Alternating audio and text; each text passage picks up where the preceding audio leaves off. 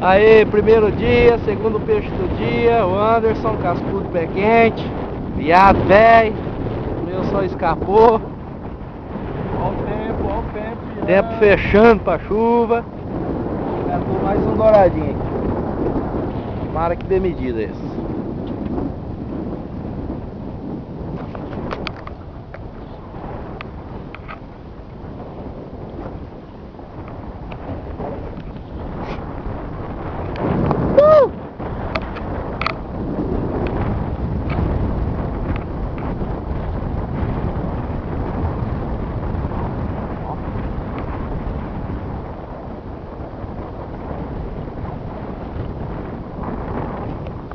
Olha, é bom, velho. Nossa, é grande pra caralho, maior que o outro, velho. Nossa senhora.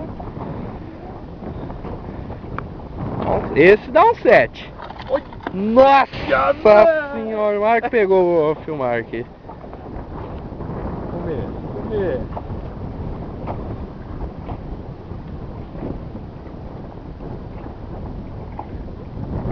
Beleza, hein, velho. Esse é grande, hein, velho. Ó.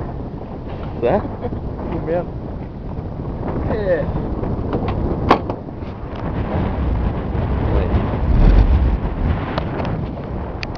Esse é grande, mas parece ser pequeno, filho da puta, velho. Nossa, velho, não tá tão preso assim não. Nossa, velho, tá facinho arrebentar o cabo de asa, jeito aí.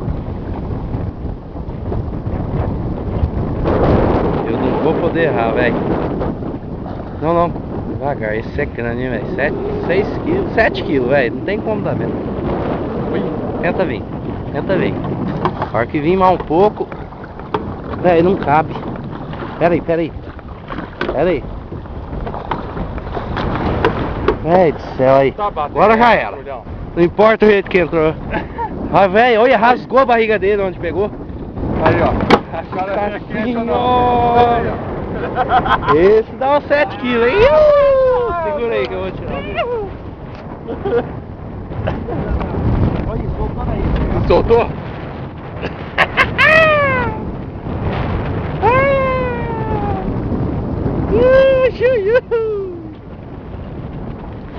Olha, meu Deus.